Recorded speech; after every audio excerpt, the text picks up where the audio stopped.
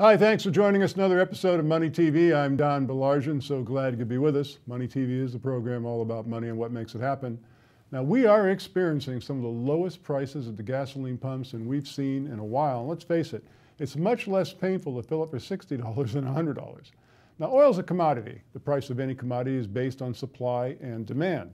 The price of a barrel of oil is down 30 to 35% in recent months. Some cities in the U.S. are seeing gasoline prices in the low $2 range.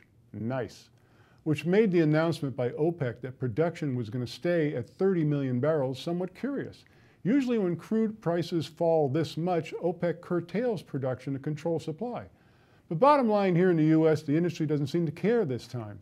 Other oil-producing countries have a lot more to worry about, however. Russia saw the value of their ruble dip with the price of oil, and Brazil, Iran, and Venezuela are in much worse shape. Venezuela is likely facing a debt default as a result.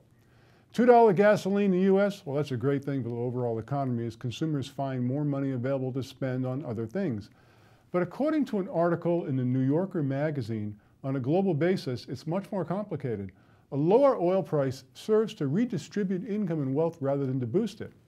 For every winner among the oil importing nations, there's a loser amongst the exporters.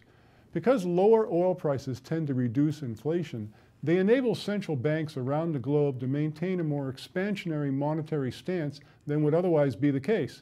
Here in the U.S., for example, lower energy prices gives the Federal Reserve more room to delay raising interest rates.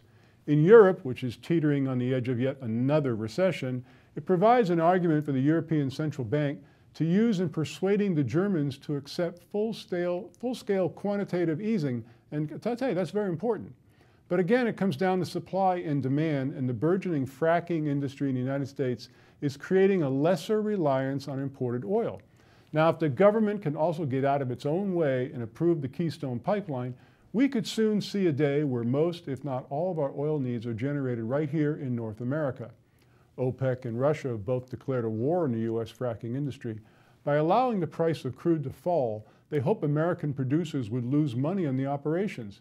Further, there are many rumors that Russia is actually funding anti-fracking activism right here in the U.S.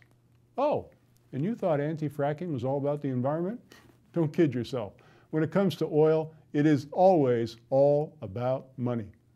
Now here's something that doesn't cost you any money at all. It's our toll-free number, good from anywhere in the world you're watching the program, 888-259-4449, to get free information about our featured guests.